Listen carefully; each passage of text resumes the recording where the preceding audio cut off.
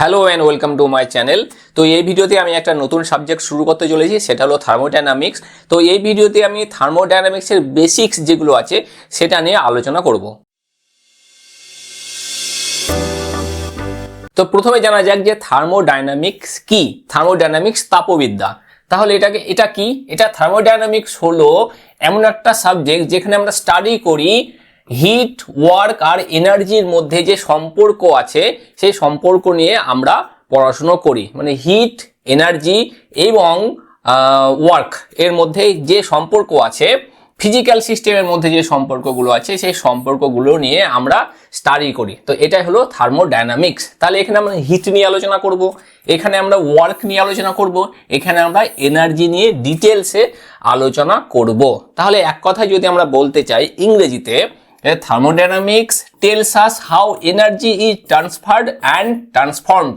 তাহলে থার্মোডাইনামিক্সে কি হয়, মানে এনার্জি কি হয়, এনার্জি কিভাবে ট্রান্সফার হয় এবং এনার্জি কিভাবে ট্রান্সফর্মড হয়, মানে এনার্জি কিভাবে একটা জায়গা থেকে আরেকটায় যায় এবং এনার্জি এক রূপ থেকে কিভাবে আরেকটা রূপে যায়, আমরা সেইগুলো নিয়ে বিশদে পড়াশুনো করব। মানে যেমন ধরো ইলেকট্রিসিটি তৈরি করে যেখানে থার্মাল পাওয়ার প্ল্যান্টে কি করা হয়, প্রথমে কয়লা জ্বালানো হয়, তাপ শক্তি তৈরি করা হয়, তাপ শক্তিকে আমরা কাজে লাগাই জলকে বাষ্প করার জন্য, সে বাষ্প দিয়ে আমরা টারবাইনকে ঘোরাই। তাহলে প্রথমে তাপ শক্তিকে আমরা যান্ত্রিক শক্তিতে কনভার্ট করলাম, মানে হিট এনার্জিকে কনভার্ট করলাম মেকানিক্যাল এনার্জিতে। এবার যখন টারবাইন ঘোরানো হবে তখন সেখানে আমরা ইলেকট্রিক এনার্জি পাবো, ইলেকট্রিসিটি পাবো। তাহলে প্রথমে থাকছে তাপ শক্তি, তারপরে যান্ত্রিক শক্তি, তারপরে আমরা পাচ্ছি ইলেকট্রিসিটি, বিদ্যুৎ। এইভাবে মানে এনার্জি এক রূপ থেকে আরেক রূপে কনভার্ট হচ্ছে, এইগুলো নিয়ে আমরা পড়াশোনা করব। তাহলে এটা হলো কিন্তু একটা থার্মোডাইনামিক সিস্টেম। তাহলে সিস্টেম কি? সিস্টেম হলো এমন একটা পার্ট যেই পার্টকে নিয়ে আমরা পড়াশোনা করছি, মানে যার মধ্যে এই যেই রিয়াকশনগুলো, এর ট্রান্সফার বা ট্রান্সফর্ম এই জিনিসগুলো ঘটছে, সেটাকে বলবো আমরা একটা সিস্টেম। তাহলে দেখো এবার কিছু কিছু টার্ম আছে এই যেই থার্মোডাইনামিক্সের মেন কিছু টার্ম। ফার্স্ট হলো সিস্টেম, সেকেন্ড হলো সারাউন্ডিংস, থার্ড হলো বাউন্ডারি। এগুলোকে কি বলা হয়? ফার্স্ট হলো সিস্টেম। সিস্টেম কি? The part under study.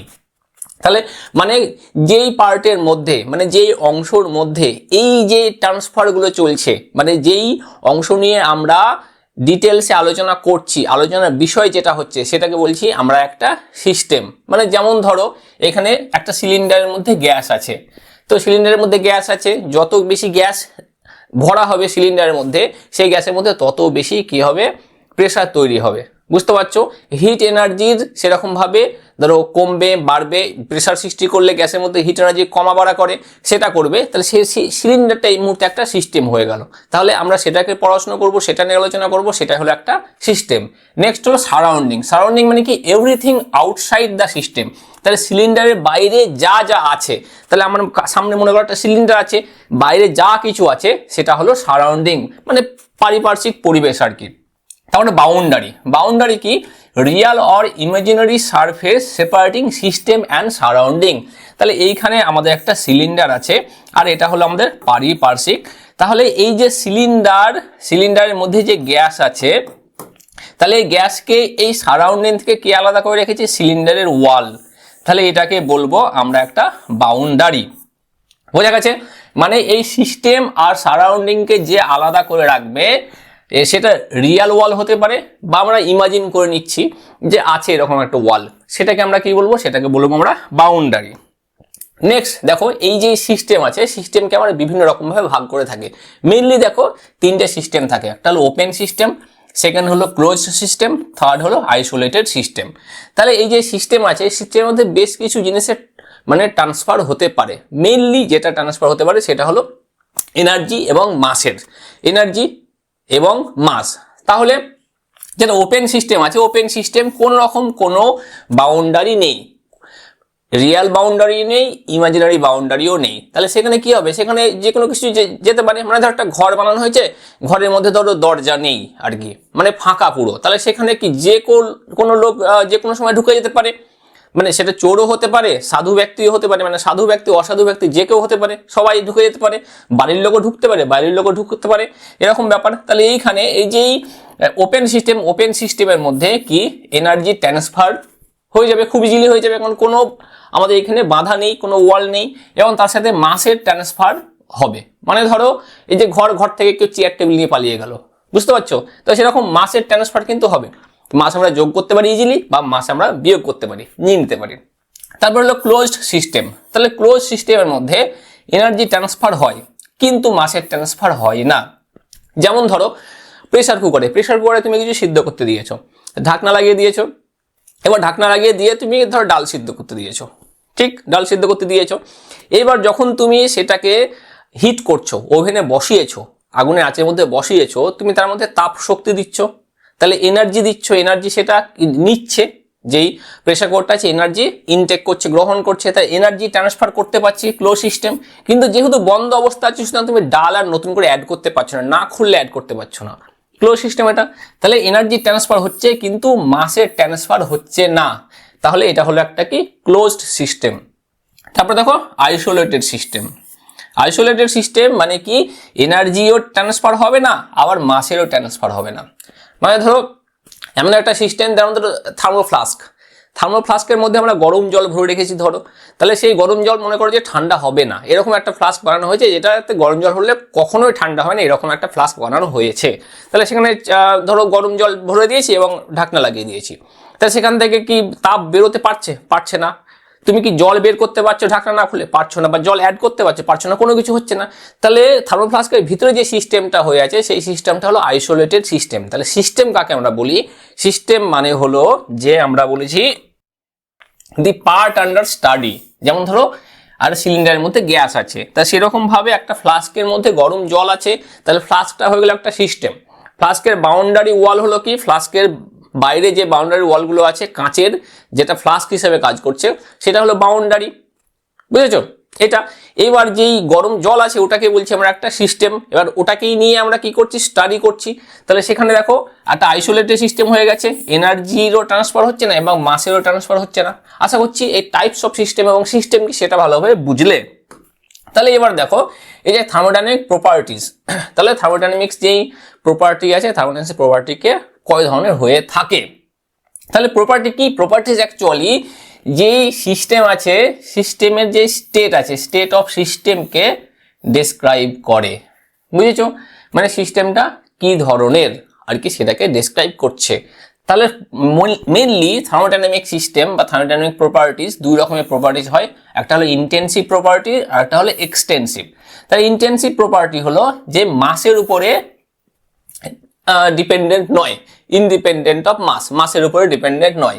কিন্তু এক্সটেন্সিভ প্রপার্টি কি ডিপেন্ডেন্ট অন মাস, মাসের উপরে ডিপেন্ডেন্ট। মানে ইন্টেন্সিভ প্রপার্টিজ কোনো বস্তুর মাস ভর কতটা আছে তার উপরে কিন্তু সেই প্রপার্টি, সেই ধর্ম নির্ভর নয়, ভর যাই হোক, ঠিক আছে, ধর্ম পরিবর্তন হবে না। কিন্তু এক্সটেন্সিভ প্রপার্টি কি, মাস কতটা আছে বেশি না কম তার উপরে কিন্তু এই এক্সটেন্সিভ প্রপার্টি ডিপেন্ড করছে। তো ইন্টেন্সিভ প্রপার্টি কি, যেমন ধরো টেম্পারেচার, প্রেসার, ডেনসিটি। দেখো টেম্পারেচার, একটা মনে করো যে ছোট লোহার বল এবং একটা বড় লোহার বল, তাহলে দুটো বলকেই কিন্তু আমরা সেম টেম্পারেচার রাইজ করতে পারি। হিট দিচ্ছি, হিট দেওয়ার ফলে টেম্পারেচার রাইজ করবে। তাহলে কোন একটা ছোট বল আর একটা বড় বল, তাহলে এটারও আমরা চাইলে টেম্পারেচার 1000 ডিগ্রি সেলসিয়াস করতে পারি, এটারও আমরা টেম্পারেচার 1000 ডিগ্রি সেলসিয়াস কিন্তু রাইজ করতে পারি। তাই এটা ছোট বল, একটা বড় বল, এটার মাস কম, এটার মাস বেশি, কিন্তু আমরা টেম্পারেচার চাইলে কিন্তু 1000 ডিগ্রি সেলসিয়াস করতে পারি। তাহলে এই যেই ইন্টেন্সিভ প্রপার্টি আছে এটা মাসের উপর ডিপেন্ড করছে না। আবার এরও যা ডেনসিটি, এরও তাই ডেনসিটি হতে পারে। এই বল যদি হলো হয়, এর দুটোর ভেতরে আমরা একই পরিমাণ প্রেসার তৈরি করতে পারি। তাহলে মাসের উপরে কিন্তু ডিপেন্ড করছে না ইন্টেন্সিভ প্রপার্টি। যেই সব থার্মোডাইনামিক প্রপার্টি কোনো বস্তুর বা কোনো সিস্টেমের মাসের উপরে ডিপেন্ড করছে না তাকে আমরা বলবো ইন্টেন্সিভ প্রপার্টি। এবং মাসের উপরে যেই সব প্রপার্টিগুলো ডিপেন্ড করছে থার্মোডাইনামিক সিস্টেমের তাকে বলবো আমরা এক্সটেন্সিভ প্রপার্টি। মাসের উপরে কি কি ডিপেন্ড করছে? মাস একটা নিজেই মাসের উপর ডিপেন্ড করছে, ভলিউম ডিপেন্ড করছে, আবার এনার্জি ডিপেন্ড করছে। মাস তো বললাম, দেখো এই ছোট বলের মাস কম, বড় বলের মাস বেশি। আবার ভলিউম কার বেশি? এর ভলিউম বেশি, এর ভলিউম কম। তাহলে মাস যার যত বেশি, ভলিউম তার তত বেশি। আবার দেখো এনার্জি, একটা বড় বলের এনার্জি বেশি, একটা ছোট বলের এনার্জি কম, আমরা খুব সহজে এটা জানি। তাহলে এইগুলো কিন্তু মাসের উপরে ডিপেন্ড করছে। নেক্সট দেখো থার্মোডাইনামিক স্টেট অ্যান্ড প্রসেস। তাহলে স্টেট কাকে বলা হয়? স্টেট হলো condition of a system at a point. তাহলে কোন একটা পয়েন্টে একটা কোনো সিস্টেমের যে কন্ডিশন হচ্ছে তাকে বলছি আমরা স্টেট। আর প্রসেস কি? প্রসেস হলো চেঞ্জ অফ স্টেট, মানে একটা স্টেট থেকে আর একটা স্টেটে যাচ্ছে। একটা মনে করো যে একটা সলিড কিছু আছে, সলিড, সেটাকে মনে করো সলিড মোম আছে, সেটাকে আমরা হিট দিলাম, হিট করে সেটা কি হয়ে গেল? গলে গেল। তাহলে স্টেট পরিবর্তন হলো, অবস্থার পরিবর্তন হলো, কঠিন থেকে তরলে গেল। তাহলে এটা হলো কি আমাদের স্টেট, মানে একটা পয়েন্টে। এবার প্রসেস কি? Change of state. তাহলে এই যেই যাচ্ছে স্টেটটা দেখো চেঞ্জ হয়ে গেল, মানে কঠিন থেকে তরলে হলো, এটা হলো আমাদের প্রসেস। যে প্রসেসে হলো সেটাকে বলছি আমরা প্রসেস। তাহলে কমন প্রসেস যেমন কি আইসোথার্মাল, আইসোবারিক, আইসোকোরিক আর অ্যাডিয়াবেটিক, এই চারটে প্রসেস আমাদের আছে। পরবর্তী ক্ষেত্রে আমরা এই চারটে প্রসেস নিয়ে বিশদে জানবো, তবে এখানে খুব সহজেই জেনে নাও। আইসোথার্মাল প্রসেস মানে যেখানে আমাদের টেম্পারেচার কনস্ট্যান্ট থাকবে, আইসোবারিক মানে যেখানে প্রেসার আমাদের কনস্ট্যান্ট থাকবে, আইসোকোরিক মানে যেখানে ভলিউম আমাদের কনস্ট্যান্ট থাকবে, আর অ্যাডিয়াবেটিক মানে যেখানে কোনো রকম হিট ট্রান্সফার হবে না, মানে হিট আমাদের কনস্ট্যান্ট থাকবে। তাহলে সিম্পল যদি আমরা জানতে যাই, তাহলে এই চারটে পয়েন্ট যদি আমরা মনে রাখি কি পয়েন্ট, তাহলে কিন্তু আমরা খুব সহজেই এই চারটে প্রসেসকে আমরা ডিফাইন করতে পারবো। বুঝে গেছে?